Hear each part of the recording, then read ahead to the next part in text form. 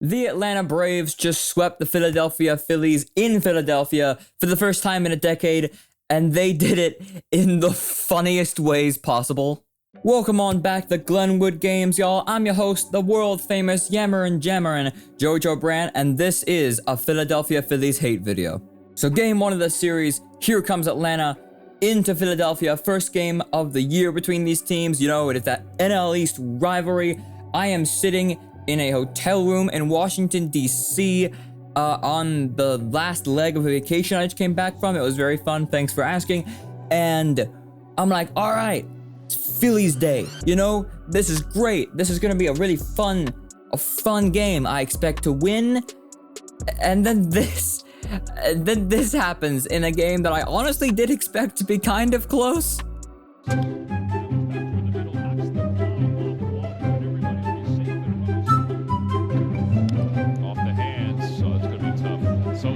Just can't get it.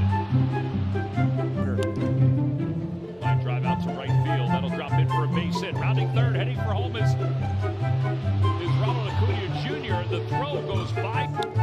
Fly ball right field, hit well. Garcia's back out toward the wall. It's gone. Yeah, 7-0 in the third inning isn't exactly what I would call a dynamic game of baseball. Shout out to Martin Perez, who was the Braves' starting pitcher in this game, who threw 6 scoreless innings, allowed 4 hits, no runs earned. Great game from you. Nice to see it.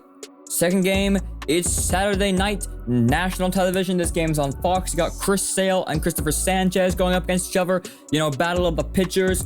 Braves win 3-1 in a game where Philadelphia actually led. Homer in the second inning. I thought, okay, this could be something. This could be a exciting game. Maybe I have something to worry about after all. And then the Phillies play like this for the rest of the game.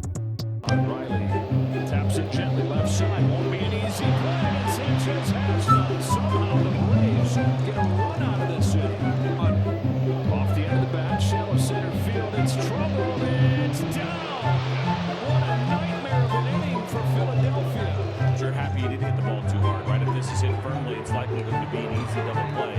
Slow enough with the infield back that even though Matt Olson doesn't run. Yeah, I love to see it. I'm sorry, I love this so much. Third game wasn't much of note. Braves win 4-2, obviously.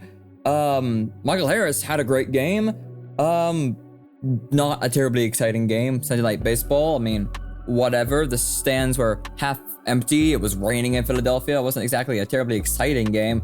Philly actually did lead 2-0. In the first inning, Schwarber homers, Turner scores. I'm like, okay, maybe this time. No, Braves have it for the rest of the game. And then with 2 men on base and Schwarber at the plate, Raisel Iglesias gets the save. I believe it was Raisel Iglesias. Yes, gets the save and Braves sweep. I gotta say, I heard so many boos from the Phillies fans. I heard so many "Let's Go Flyers" chants from the Philadelphia fans, and if you are a Philly hater like me, you know that there is no sweeter sound in all of baseball than the sound of boos at Philadelphia. So can we take a moment and appreciate just how good the Braves have been to start this year? Now, I know we're only like under 25 games into the year, so you know, I'm not going to be saying World Series yet, but like I'm pretty close to saying World Series because the Braves have started 15-7. That's tied to the Dodgers and Padres, I believe, for most wins in Major League Baseball. We have by a good margin, the highest points differential. I believe we are plus 57. For reference, the Dodgers are plus 48, and the Padres, who are technically third place in all of MLB, are plus 17. So 15-7. We already, in the NL East, we already hold a 5-game lead in the division. And yes, I am going to talk about how terrible the NL East has been so far this year. So at the start of the year in the NL East, Philadelphia fans were doing their normal, you know, World Series or bust kind of thing. The New York Mets have the second most expensive roster in baseball. Even the Marlins are like, you know, maybe this year we'll do something. And, you know, Nationals fans were depressed because honestly, I'd be depressed if I was a Nationals fan too. But so far, the Washington Nationals are the Nationals, so they're 10-12. The Phillies are 8-13 and have currently just lost 5 in a row. The Marlins are 10-12, and the New York Mets, the $400 million New York Mets, are 7-15 and have lost 11 straight games. Meet the Mets, everybody. No, but seriously, if you had come to me at the beginning of the season and said that 25 or so games into the year, it looked like the biggest threat in the division would be the Miami Marlins. And yes, the Phillies and Mets are still very talented baseball teams. I'm not writing them off quite yet. Obviously, you've seen how things can turn around. I mean, the Mets were really good to start the year last year, and we all know how they went down the stretch. The Braves, when they won the World Series a couple years back, had a really poor start, so I'm never going to count anyone out. Baseball has a really long season, but I kind of like my chances, you know? Also, this Braves team, which is leading the league in runs, points differential, I believe has the best pitching in the league statistically the best team in baseball. Mind you, we're still missing like 7 people. Sean Murphy hasn't even come back yet. When Sean Murphy comes back, you got Drake Baldwin as a DH. Spencer Strider hasn't even come back yet. Spencer Schwellenbach hasn't come back yet. Ha-Seong Kim hasn't come back yet. Hernandez or Fuentes haven't come back yet. AJ Smith-Shawver is coming back later in the year.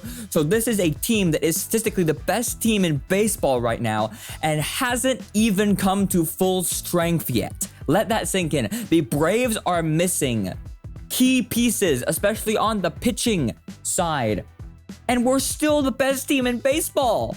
Combine that with the fact that the Hawks are currently in the first round of the NBA playoffs. We got, at the time of filming this, Hawks-Knicks Game 2 is tonight at Madison Square Garden. I'm really hoping we can steal one before the series comes back to Atlanta. I am on top of the world. I am on top of the world as a Braves fan, as an Atlanta sports fan right now. Honestly, I am on top of the world. Call me an arrogant Braves fan. Say that I'm crowing a little too early into the season. Say that I'm doing whatever. I am an arrogant Braves fan, and I'm having so much fun because you understand how long it's been since I was able to be arrogant about anything as a Atlanta sports fan. You gotta give me this one, okay? But the most important part of the video is upon us, and that is the end. But specifically the end where I make sure to ask you, get down in the comments because I want to know what you think. Do you think the Braves are like World Series or bust this year? How good do you think the Braves are? Do you think this is just a hot start? Do you think things are going to bottom out? Or do you think we have like World Series ambitions this year? Tell me how good you think the Braves really are. Tell me what you think of the rest of the division. Laugh with me at the Philadelphia Phillies. I'll make sure there's a pinned comment where you can all laugh at the Phillies. Tell me who you think the biggest threats of the rest of MLB are. Any baseball opinions you have, really. Just tell me anything that's on your mind. I love to talk with y'all. I hope you enjoyed this video. This is Glenwood Games. I am your host, Jojo, and make sure to like, subscribe, all those things. Hit notification bell so you never miss a single video. And as always, chop on, hate the Phillies. Have a great rest of y'all week. Have a good week. Have a good rest of April. Have a good day whenever you're watching this. Go Braves. Have fun laughing at the Phillies for me because I am gonna have fun laughing at the Phillies. Peace.